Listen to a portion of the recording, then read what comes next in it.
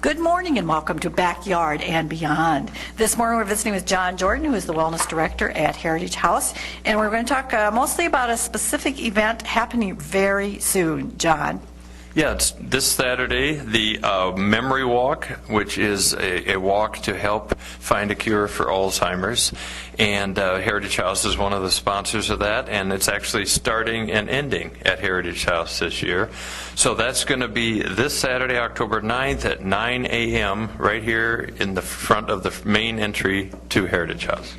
Remember last year, John? Yeah, I remember last year. Last year it had to be canceled because it was the first of many snowstorms that we were to experience. That's when winter began in October and never let up. Yeah, that's right. And so I'm thinking the forecast for Saturday is wonderful, and we've had all this lovely weather. So it'll be a great day to get out for a walk. And if you actually want to do the whole walk, well, can you kind of give us an outline of where that is? You bet. We're going to start here at Heritage House, and we're eventually going to end up down at the depot at the chamber office and then come back. So that's about a round trip of about a total of 3 miles.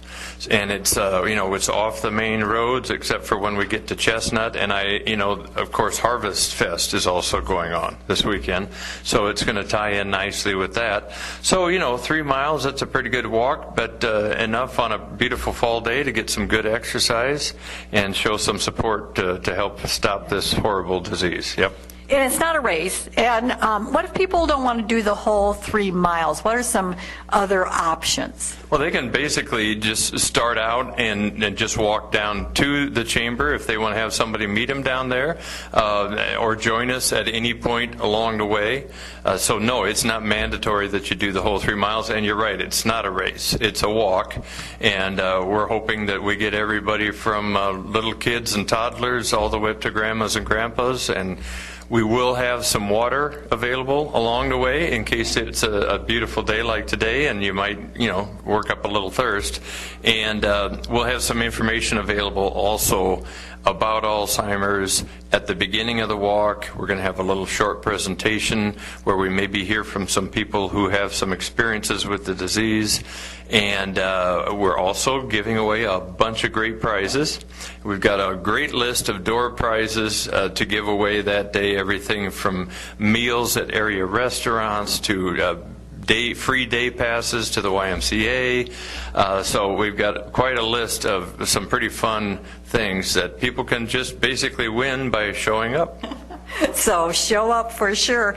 Now, John, this is not a fundraiser. This is not to make money to help, or is it? Yeah, it is. Actually, the money that gets gathered for these teams that we put together, you can put a team together or you can do it as an individual. Of course, we would let anybody who wants to come and show their support walk, but we would encourage people to talk to your friends, your family, your co-workers. Everybody has been touched by this disease and knows somebody who has gone through this. So we are trying to raise funds to help find a cure for this. And the money that we raise, 100% of it goes right to the Iowa Alzheimer's organization. And they use it, of course, to fund research and also to fund support groups, which Atlantic has a very active Alzheimer's support groups that meets monthly here at Heritage House. So yeah, we're hoping that people will show up and pledge $100 or $500 or $3. It really doesn't matter. If you do put a team together and you raise $100, you get a nice Memory Walk t-shirt. So that's a little bonus. It's very easy to register. You can do it a couple of ways. You can just register the day you show up here at Heritage House. We'll have all that information. It's a little easier for you and quicker for us if you register ahead of time. And you can pick up a little card to do that here at Heritage House. Also, KSOM has some envelopes available downtown Atlantic. And a really simple way for people that are fluent on the computer, you can go to alz.org. That's alz.org. And it'll ask you if you want to participate in a memory walk. It'll give you a place to put in a zip code. You put in Atlantic zip code, and it'll bring up all the information, and it's very easy to do. So that's fun. Okay, so do register, best if ahead, but otherwise when you get here. And John, if somebody happens to be out of town and they can't participate, they can still donate. Oh yeah, and there are several of us here at Heritage House who have other things happening that weekend. We're still joining a team. We're still donating the money. It's not all about the money, because we do want the support of people to come out and walk and show the interest in finding a cure. But the money is what's going to get us closer to actually finding a cure for this disease.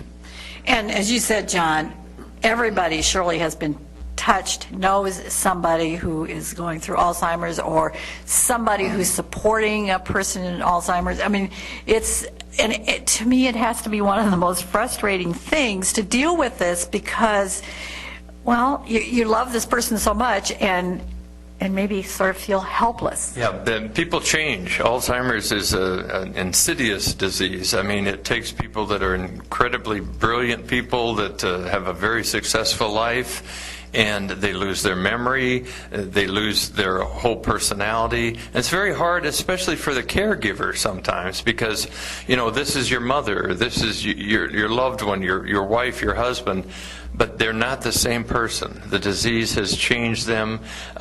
They can be angry, they can strike out at you, they can draw back into themselves and just completely change.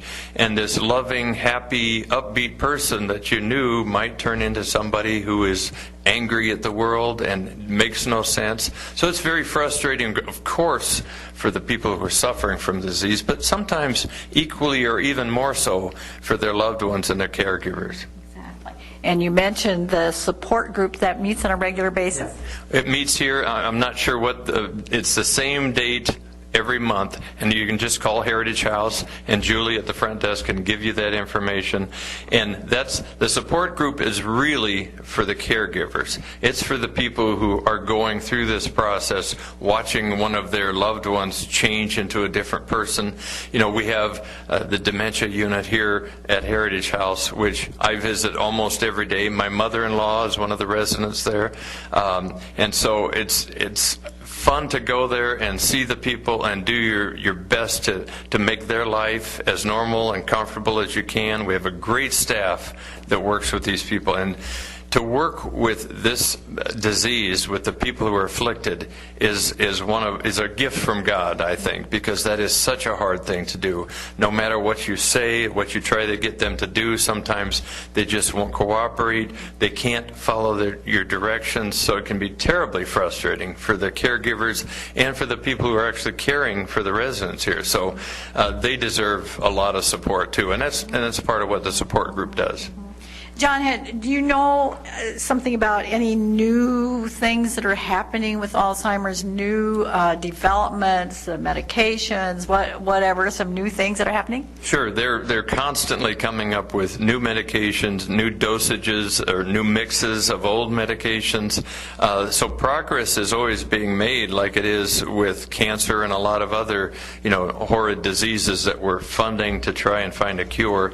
But it's slow going. It's incredibly expensive, because when you're dealing with ailments of the brain, you're talking about one of the most delicate and complicated and unfathomable organs in our body. So the research for it, of course, is very involved and long-term.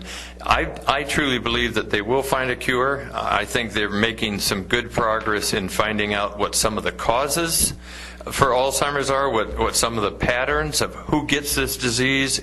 Is it inherited? Is it not inherited? These are questions that they're starting to come up with the answers to, but it's still a very unpredictable disease. And like anything else, if we ignore it, it's only going to get worse. This is a disease that they used to call it other things. They used to call it hardening of the arteries. And when our parents and their parents had dementia, it was just attributed to old age. And we have, of course, found out that plenty of people can live to be 100 years old and not have the slightest bit of mental incapacity. And it can strike people at very young ages, too.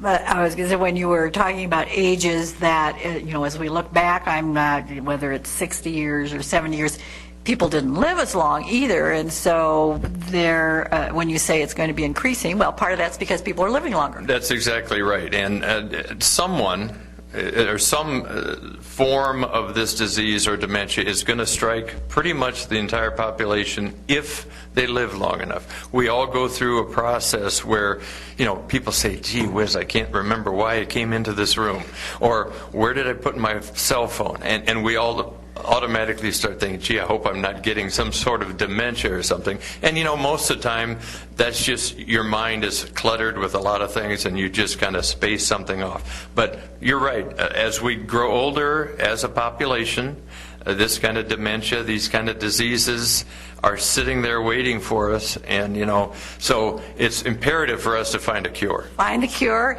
And again, the time for this support walk is?